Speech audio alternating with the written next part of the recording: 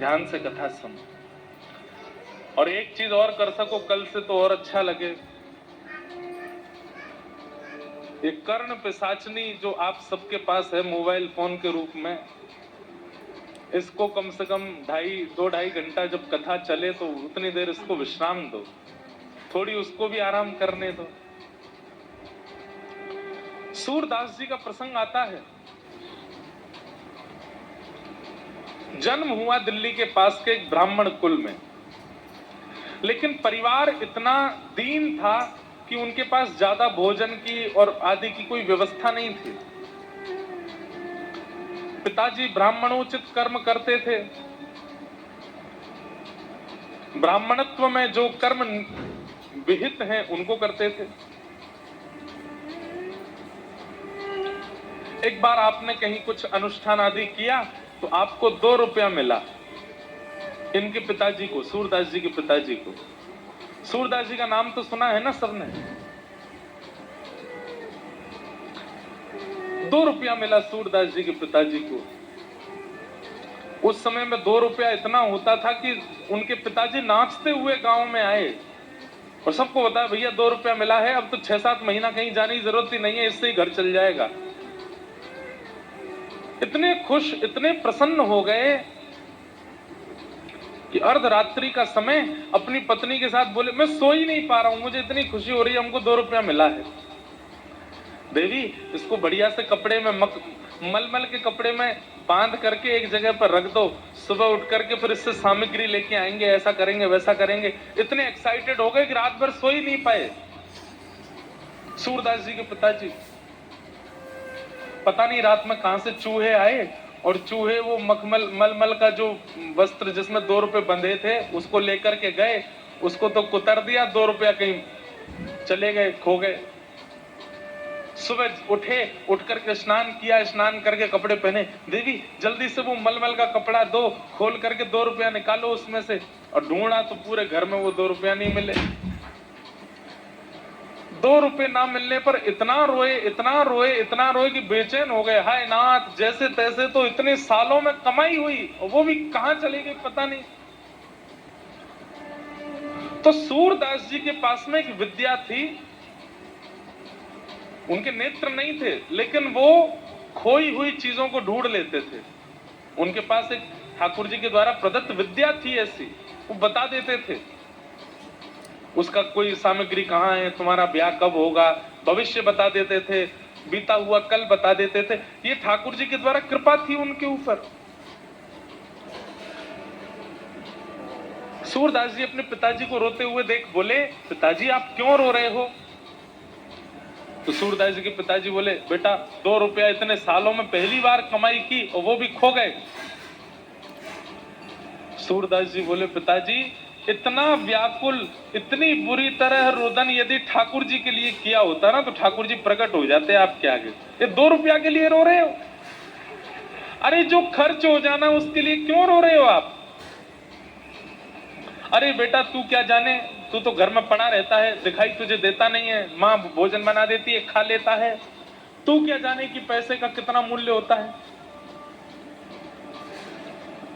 मुझे तो 2 रुपए चाहिए। और मैंने सुना है तेरे मित्र बताते हैं कि तू भविष्य बता देता है, तू खोई हुई चीजें बता देता है, चल मेरे 2 रुपए बता कहां गए होंगे। सूरदास जी बोले पिताजी मैं अपने ठाकुर जी के द्वारा दी गई विद्या का इस प्रकार प्रयोग नहीं करना चाहता। पिता हट करवाने लगे, बोले बता 2 रुपया कहां है, तेरे पिता की आज्ञा है। तो सूरदास जी बोले पिताजी मैं बता दूंगा कि 2 रुपया कहां है, लेकिन उसके बाद मेरी एक शर्त है। बोले क्या? बता दूंगा कि 2 रुपया कहां है लेकिन मैं घर छोड़ के चला जाऊंगा फिर। तो पिताजी ने ऐसे देखा, बोले वैसे भी तेरा फायदा क्या है, दिखाई तो देता नहीं तुझको, करता धरता तो तू कुछ है नहीं, जीवन भर तुझे हम ही चलाएंगे, हम ही तुझे कराएंगे। और ये बस बोल रहा है कि चला जाऊंगा, जाएगा कैसे, दिखाई तो देता नहीं, कहां जाएगा, किसके पास जाएगा।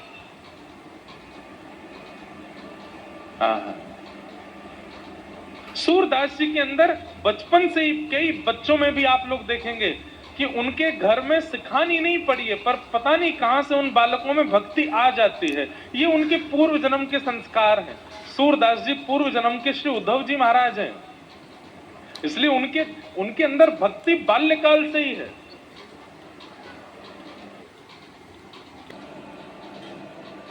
कहां जाएगा?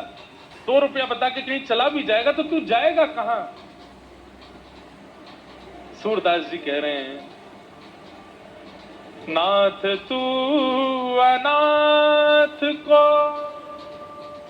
अनाथ कौन मोसो, मो समान आरत नहीं, आरत हर तो सो। अरे पिताजी,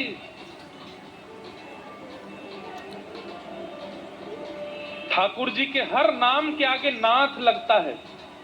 बद्रीनाथ, द्वारिकानाथ, जगन्नाथ, श्रीनाथ। नाथ का मतलब क्या है? जो अनाथों का स्वामी है। अगर मैं घर से चला जाऊंगा तो मेरा स्वामी मेरी रक्षा करेगा। पिताजी बोले, अब तू चलिए, बड़ी बड़ी बातें, मुझे ज्ञान मत दे ज्यादा, जल्दी बता 2 रुपया कहाँ है। बोले, पिताजी मैं सच बोल रहा हूं कि मैं बता तो दूंगा, लेकिन मैं घर छोड़ के चला जाऊंगा। अब तू जल्दी बता। उस समय तो 2 रुपया दिख रहा था। सूरदास जी ने बता दिया। बोले, रसोई घर जहां मैया भोजन बनाती है, वहां भोजन बनाने वाली जो सब्जियां काट करके जो नाली से बहाई जाती हैं, वहां रात्रि चूहों ने 2 रुपया फेंक दिए हैं, ढूंढ लीजिए, मिल जाएंगे। पिताजी गए, जाकर के उस नाली को साफ करके ढूंढने लगे तो वहां दोनों 2 रुपया मिल गए। 2 रुपया लेकर के पत्नी, अरे देखो देखो देखो, मिल गए मिल गए मिल गए, अब तो 6 महीना का राशन आ जाएगा, 6 महीना घर में खूब सुख रहेगा, बढ़िया रहेगा। तभी सूरदास जी अपनी लाठी लिए चल दिए, जाने लगे। पिताजी बोले, अरे सूरदास, ठीक है, मैं मानता हूं कि तुझे बुरा लगा होगा, लेकिन ऐसे छोड़ के नहीं जाना चाहिए। बोले, नहीं पिताजी, मैं वचन का पक्का हूं।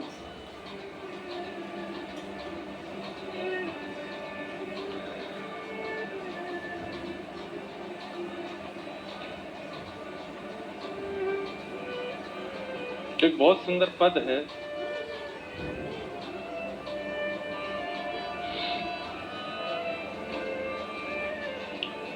नेत्रहीन है तू, कहां जाएगा? तेरे पास नेत्र तो है नहीं। सूरदास जी कह रहे हैं, मैं नेत्रहीन हूं। पिताजी, आप नेत्र वाले हो। बहुत ध्यान से सुनिए, कितनी अच्छी बात है। सूरदास जी कह रहे हैं कि पिताजी, आपको नेत्र दिए ठाकुर जी ने, ताकि गड्ढा आए तो आप संभल के चलो, ताकि ऊंचाई आए तो आप लांघ के चलो, चाहे मोड़ आवे तो आप मुड़ के चलो, सामने पहाड़ आ जाए तो झुक के चलो। पर मुझे नेत्र नहीं दिए ठाकुर जी ने। क्यों? क्योंकि मेरे नेत्र स्वयं श्री ठाकुर जी, मेरी उंगली पकड़ के वही चलते हैं। आपको तो गड्ढे से स्वयं बचना पड़ता है, पर मुझे ठाकुर जी बचाते हैं। मेरे नेत्र तो श्याम सुंदर हैं। सूरदास जी गा रहे हैं, आछावरी। नैनहीन तुमने ना हे हरि, मैं नैनहीन तुमने ना हे हरि, नैनहीन तुमने ना हे हरि, नैनहीन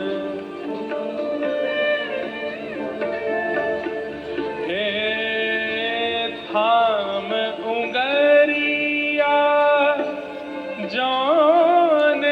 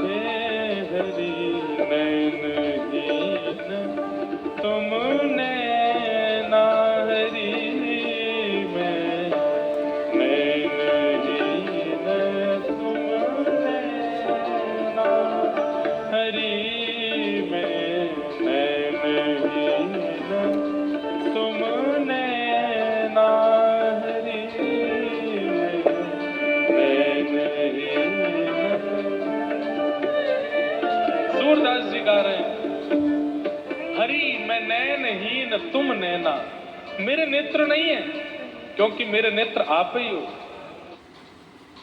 धाम उंगरिया, मेरी उंगली आप पकड़िए, मैं आपकी उंगली नहीं पकड़ूंगा। सूरदास जी की भक्ति की प्रणाली का अलग है। हम सब कहते हैं कि हम ठाकुर जी आपकी उंगली पकड़ रहे हैं, आप जहां ले चलोगे जाएंगे। सूरदास जी कह रहे हैं मैं नहीं पकड़ूंगा, आप मेरी उंगली पकड़ो और जहां ले चलोगे वहां जाऊंगा। थाम उंगरिया जौन डगरिया, थाम उंगरिया जौन ले चलो मोहे जानो, हाँ ले चलो मोहे जानो। हरि में नैनहीन तुम नैना, हरि में नैनहीन। निकल गए घर से, पिताजी बुलाते रहे लेकिन लौट करके नहीं आए सूरदास जी। 7-8 वर्ष की आयु है, छोटी सी अवस्था में निकल गए। एक गांव में जाकर के बैठ गए। वहां गांव में बहुत भूख लगी थी, प्यास लगी थी, तो किसी से मांग नहीं रहे थे। तभी एक गौशाला वाला व्यक्ति था, उसकी खूब सारी गैया थी। वो बड़ा बेचैन रोता हुआ उस मार्ग से जा रहा था। सूरदास जी वहीं बैठे थे। अरे मेरी गैया कहाँ चली गई, मेरी गैया किसी ने चुरा ली, रोता हुआ जा रहा था। सूरदास जी ने, उनको पता तो चली जाता था, उन्होंने तुरंत उस व्यक्ति से कहा, सुनो पास का एक और गौशाला वाला व्यक्ति है, चरवाहा है, वो तुम्हारी गैया लेकर के उस सरोवर के पास है, जाओ ले आओ। वो व्यक्ति गया, वहां जाकर के देखा तो गैया मिल गई सारी, अपने गैया घेर करके ले आया। उसने सूरदास जी के चरण पकड़े, बोले भैया आप छोटे से बालक हो, आपको कैसे पता कि मेरी गैया वहां थी, और मैं आपके नेत्र देख पा रहा हूं, आपको दिखाई नहीं देता?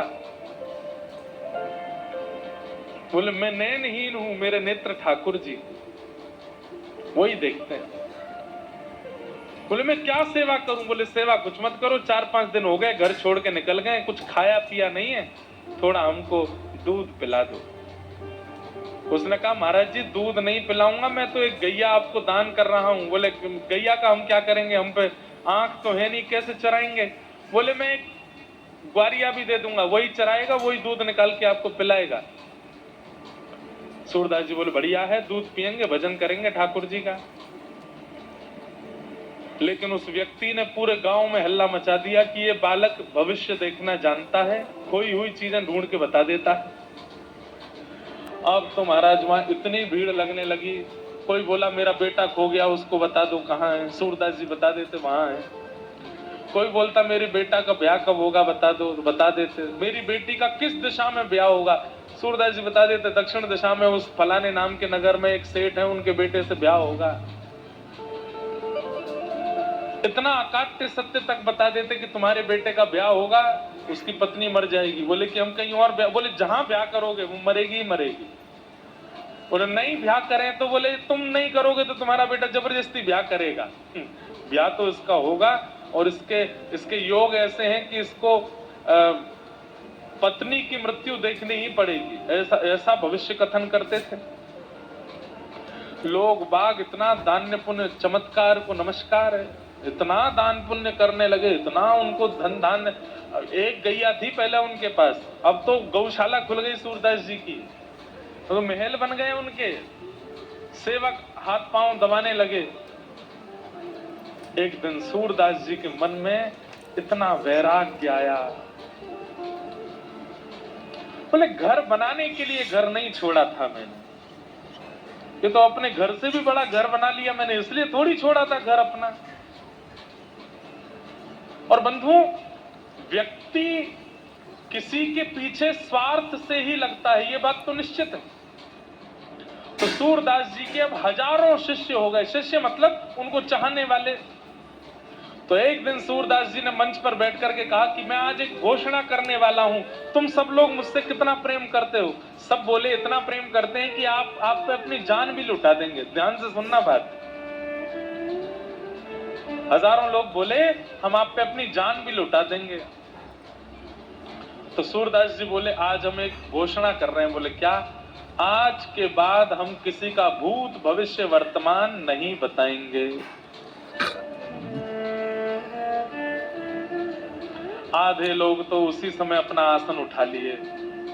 बोले अब बाबा जी हमारे काम के नहीं है, ये भविष्य ही नहीं बताएंगे, भूत ही नहीं बताएंगे, वर्तमान ही नहीं बताएंगे, तो फिर इनके संग रह के करना क्या है? ये राधे कृष्ण करते हैं, हमको थोड़ी राधे कृष्ण करना, हमको तो इनके चमत्कार से मतलब था। बंधुओं, हमारे हिंदू वैदिक सनातन परंपरा के कई आचार्यों ने अपने गुणों का त्याग किया तो लोगों ने उनका त्याग कर दिया। सूरदास जी ने जैसे ही घोषणा करी कि मैं आज के बाद भविष्य नहीं बताऊंगा, भूत वर्तमान नहीं बताऊंगा, तो आधे लोग तो चुपचाप वहां से खिसक लिए। उनसे पूछा क्या कहां जा रहे हो तुम? तो प्राण न्योछावर पत्नी की तबीयत बहुत खराब है, बस उसको देख के आ जाऊंगा। कभी नहीं आया लौट के। बेटे को वहां भेजना है, बस उसको पहुंचा के आ रहा हूं। ऐसे बहाने बना बना के सब चले गए, अकेले सूरदास जी रह गए।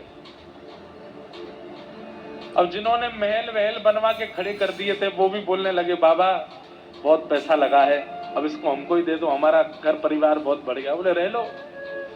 सब दे दाग करके जब सब त्याग दिया तो गीता जी कहती हैं आपके चित्त को शांति वस्तु खरीदने से नहीं मिलेगी, आपके चित्त को शांति तो त्याग से ही मिलेगी। त्यागात शांति अनंतरम।